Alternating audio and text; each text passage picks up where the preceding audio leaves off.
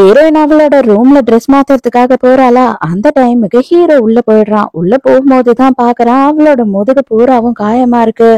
நேரா போயிட்டு அவளோட கோட்டை புடிச்சு இழுக்கிறான். அவ பதறி போயிடுறா. இங்க என்ன பண்ற அப்படின்னு சொல்லி கத்துறா. இவனுக்கு வந்துட்டு அன்னைக்கு நைட்டு ஒரு பொண்ணு கூட இருந்தா இல்லையா, அந்த ஞாபகம் தான் வருது. கண்டிப்பா இவளா இருக்காது. இவளை பார்க்கும்போது எனக்கு ஏன் அப்படி தோணி இருக்கும், கண்டிப்பா இப்படி எல்லாம் தோணாது அப்படின்னு சொல்லி அவனே மனசுக்குள்ள நினைச்சுக்கிறான். நான் ட்ரெஸ் மாத்தணும், கொஞ்சம் வெளியில போறியா அப்படின்னு சொல்லி கேட்கும் போது, நீ ட்ரெஸ் தானே மாத்தணும், தாராளமா மாத்திக்கோ. உன்னை பார்க்கும் போது எனக்கு வேற எந்த ஒரு ஃபீலிங்ஸுமே தோணாது, கவலைப்படாத. ஒரு பொண்ணா கூட உன்னை பார்க்க எனக்கு தோணல அப்படின்னு சொல்றான். ஹீரோயினுக்கு ரொம்ப கஷ்டமா இருக்கு. இப்பதான் வந்துட்டு உண்மையான விஷயம் என்ன அப்படின்றதையே நமக்கு காட்டுறாங்க. ஹீரோயின் வந்து சேஷியை பாக்குறதுக்காக ரூம்க்கு வரா. அப்பதான் ஷின் வந்து ஒரு விஷயம் சொல்லியிருக்கா, அதை நமக்கு காட்டுறாங்க.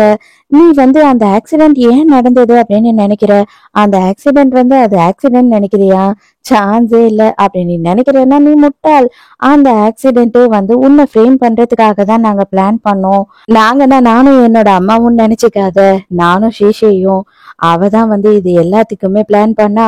ஆனா அவ இந்த அளவுக்கு ஆக்சிடென்ட் ஆவா, அவ கோமால இருப்பான்னு அவ நினைச்சே பார்க்கல. அத பண்ணது நான் தான். ஏன் அப்படின்னா, ஒரு சின்ன ஒரு தண்டனையோட நீ வெளியில வந்துடக்கூடாது அப்படின்னு நான் ஆசைப்பட்டேன். அதுக்காக தான் நான் இத பண்ணேன்.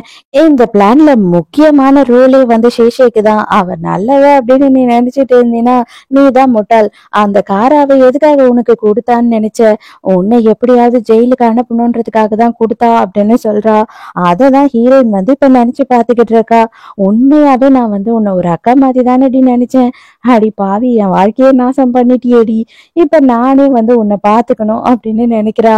அப்பதான் அந்த டைம்க்கு ஸ்ரீஷேவோட அம்மாவை காட்டுறாங்க. அவங்க இங்க வராங்க. வந்த உடனே அவங்க செமையா டென்ஷன் ஆயிடுறாங்க. அடி பாவி, என் பொண்ணு இந்த நிலைமைக்கு ஆக்கிட்டு என் பொண்ணோட ரூம்க்கே வந்திருக்கியே, உனக்கு கொஞ்சமும் வெக்கமா இல்லையா, ஒருவேளை அவளை மறுபடியும் நீ கொல்லணும்னு ட்ரை பண்றியா, இங்க இருந்து போ அப்படின்னு சொல்லி ஹீரோயினை போட்டு அடி அடின்னு அடிக்கிறாங்க. அப்பதான் வந்துட்டு நம்ம ஹீரோவோட அசிஸ்டன்ட் அங்க வரான். மேடம் மேடம், இல்ல சார் தான் வந்துட்டு இவங்க ஸ்ரீஷே மேடம் பாத்துக்கிறதுக்காக வர சொல்லியிருக்காரு, அவர் தான் அரேஞ்ச் பண்ணிருக்காரு அப்படின்னு சொல்றான். அப்பதான் ஹீரோயின் ஒரு விஷயம் சொல்றா. உங்களோட அனுமதி இல்லாம, இல்ல உங்களோட அட்வைஸ் இல்லாம உங்க பொண்ணு மட்டும் தனியா இந்த பிளான் எல்லாம் பண்ணிருப்பான்னு எனக்கு தோணல. எனக்கு நல்லாவே தெரியும் இந்த பிளான்ல நீங்களும் இருப்பீங்கன்னு சொல்லிட்டு அப்படின்னும் போது, இந்த பொம்பளைக்கு எல்லாமே தெரிஞ்சிருக்கு. என்ன நீ பேசுற, நீ பைத்திய மாதிரி பேசுற அப்படின்னு சொல்லிட்டு ஹீரோயினையே போட்டு அடிக்கிறா. ஆனா அந்த டைமுக்கு ஹீரோயின் வந்து கையை பிடிச்சிடுறாளா.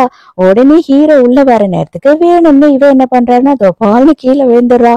ஐயோ, என் பொண்ணை கொன்னது மட்டும் இல்லாம இவ என்னையும் கொல்ல பாக்குறா, என் குடும்பத்தையே அழிக்க வந்த சூனியக்காரி இவ அப்படி இப்படின்னு சொல்லி